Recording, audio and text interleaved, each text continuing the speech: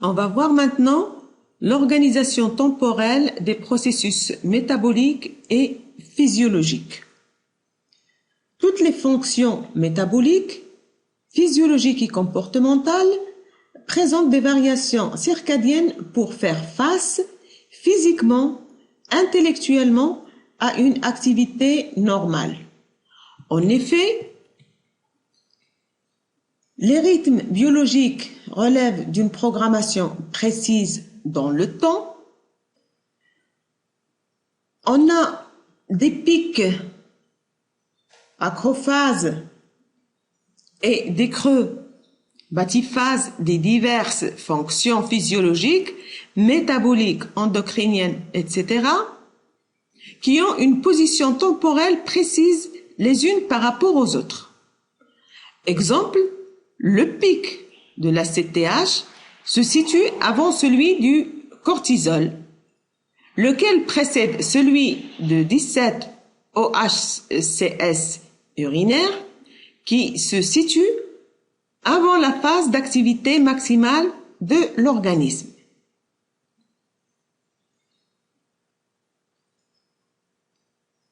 Sur ce tableau, on va voir que la structure temporelle des processus chez l'homme montre des acrophases réparties différemment pendant la période d'activité et du repos durant les 24 heures. Comme on vient de voir, la CTH est sécrétée en grande quantité au début de la période de repos, alors que le cortisol présente un maximum au début de la période d'activité, suivi par l'acrophase de 17 OHCS urinaire. De même, la force d'étreinte de la main, c'est-à-dire la force exercée par la main pour serrer quelque chose, se situe au milieu de la période active. Le débit expiratoire maximal également. De même, pour les catécholamines urinaires, ils ont leur pic au milieu de la période d'activité. Et ainsi de suite pour les autres activités, pour la pression sanguine systolique, pour la pression sanguine diastolique et le rythme cardiaque. Mais on remarque en généralement que tous les pics des fonctions qui sont nécessaires pour l'activité générale de l'organisme sont situés dans la période d'activité. Sur ce graphe, nous allons illustrer la notion de physiologie prédictive qui permet l'adaptation par des anticipations entre les activités physiologiques. Nous allons voir la relation de phase entre l'activité motrice et le cortisol plasmatique, c'est-à-dire le rapport qui existe entre l'activité motrice et la sécrétion de cortisol dans le sang. Alors, chez l'animal diurne, c'est-à-dire qui est actif le jour et se repose la nuit, nous constatons que le cortisol dans le sang est à son niveau le plus bas la nuit et commence à augmenter jusqu'à atteindre un pic au maximum au début du jour, juste avant que l'activité locomotrice de l'animal ne commence. Cette activité diurne, ou cette activité plutôt va diminuer la nuit, vient après la diminution du cortisol et elle reste basse jusqu'à ce que le cortisol augmente à un certain niveau au début du jour. Et ainsi de suite, d'autres cycles peuvent reprendre.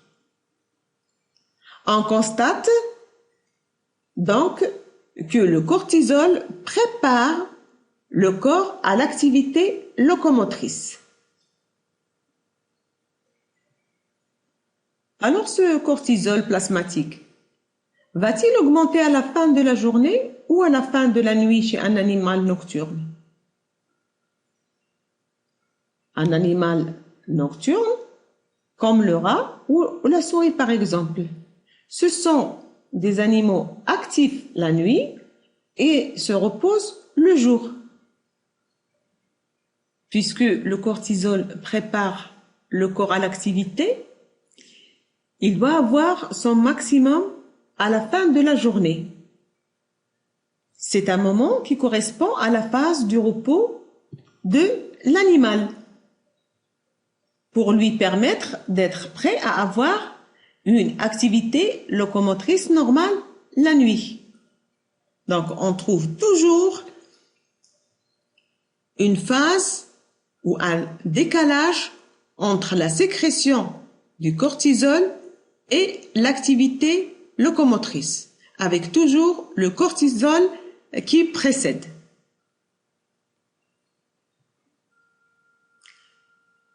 Nous pouvons nous demander quelle serait l'importance pratique de la détermination du cycle biologique. Pour cela, on va prendre des exemples pour illustrer ceci. Le premier exemple, c'est l'évaluation chronobiologique de la toxicité d'une substance. On va avoir deux substances qui sont toxiques pour la souris.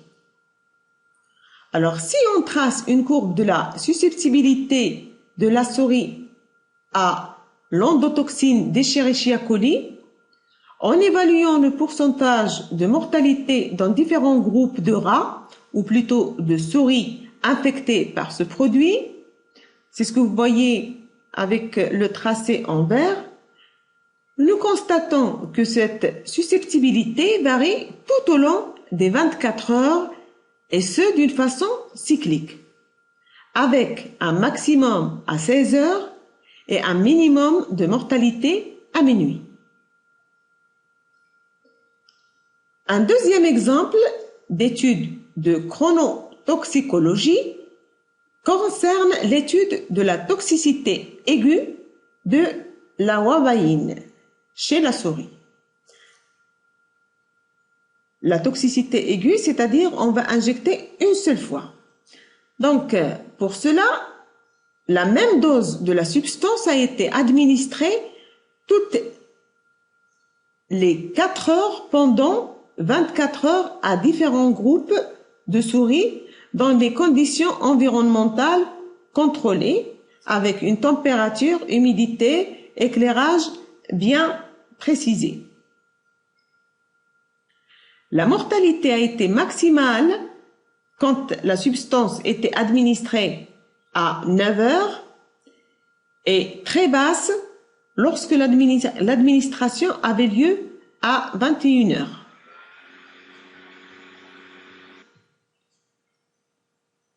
Un autre intérêt du déterminisme du cycle biologique, c'est la chronopharmacocinétique. Il s'agit de la cinétique plasmatique d'un médicament, c'est-à-dire comment un médicament se trouve disponible dans le plasma. En effet, un des aspects très importants de la valeur adaptative des rythmes circadiens, c'est qu'une cellule ne pouvant tout faire en même temps, ses réserves énergétiques étant limitées, l'existence d'une programmation dans le temps lui permet d'utiliser son énergie pour assurer certaines fonctions à certaines heures et d'autres fonctions à d'autres heures. De ce fait, les effets d'un médicament, d'un anesthésique ou d'un nutriment seront fonction du programme de la cellule. Ce principe est à la base de la chronopharmacologie et les effets d'un agent chimique varient donc en fonction du rythme circadien des systèmes cibles. Ainsi, si on prend l'exemple d'un antibiotique comme l'indométacine, à 7 heures, donc si on le prend à 7 heures du matin, son absorption se fait d'une façon maximale et on le trouve dans le sang 1 heure après sa prise. Par contre, si l'injection, ou plutôt la prise, se fait à 7 heures du soir ou à 11 heures du soir, son absorption va se faire lentement et ne va pas atteindre une valeur maximale comme pour le cas de la prise à 7 heures du matin. Donc là, vous voyez l'intérêt de suivre scrupuleusement la prescription du médecin. Donc, on ne peut pas prendre le médicament à n'importe quelle heure. On passe maintenant à la recherche de l'origine de ces rythmes biologiques. Est-elle endogène ou exogène? La première expérience est faite sur une plante qui possède des feuilles qui s'ouvrent le jour et se referment la nuit. Pour montrer si ce phénomène est dû à l'alternance du jour et de la nuit ou si c'est un rythme endogène, on a utilisé un dispositif expérimental qui permet de démontrer l'existence d'un rythme endogène chez cette plante.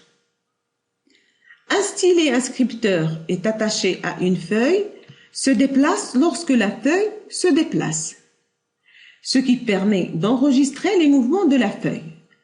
Cet enregistrement se fait sur un tambour qui tourne sur lui-même. Les conditions d'enregistrement se font sous une lumière constante sur les 24 heures. Donc, pas d'alternance de la phase de lumière avec une autre d'obscurité. La plante ouvre ses feuilles pendant une période et les ferme par la suite selon un rythme bien précis. L'existence d'une activité rythmique lorsque la plante est exposée à une lumière ambiante constante montre que les mouvements des feuilles sont déterminés par un mécanisme endogène. Chez l'animal, on prend l'exemple de l'enregistrement du rythme de l'activité d'un rat. Le rat a un accès libre à une roue d'activité possédant un système lui permettant de comptabiliser le nombre de tours que fait la roue. Les rotations de la roue sont enregistrées sur une feuille et les enregistrements de l'activité quotidienne d'un même rat relevés sur plusieurs jours sont regroupés sur une même feuille et la répartition de l'activité du rat placée dans des conditions d'éclairage dans lesquelles la nuit s'allume à 6 heures du matin pour s'éteindre à 18h30 montre que l'animal est actif pendant la phase nocturne du cycle jour-nuit. Donc, c'est un animal nocturne.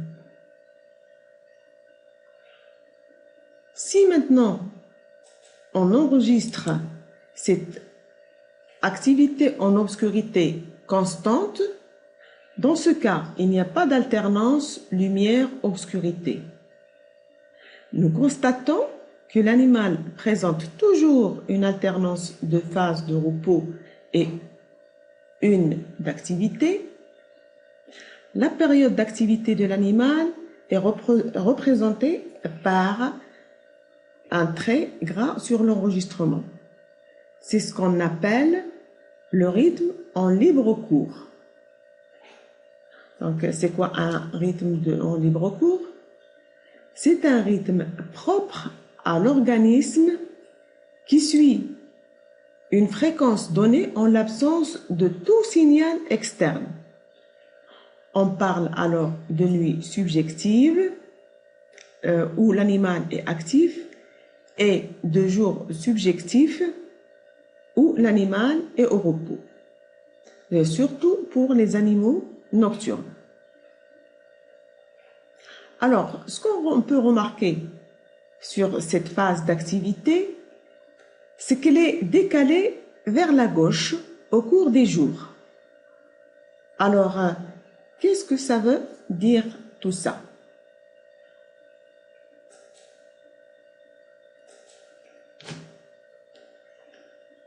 Sachant que chaque trait correspond à un enregistrement durant un jour, sur la première ligne, vous constatez que l'activité débute juste avant la fin des premières 24 heures et se termine au début des deuxièmes 24 heures.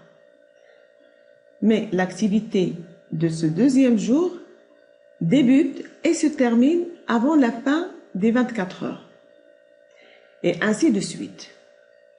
Donc, à chaque 24 heures qui suit, l'animal commence son activité un peu en avance par rapport à celle du jour précédent. Ceci montre que le rythme d'activité en hébreu court est inférieur à la période de 24 heures.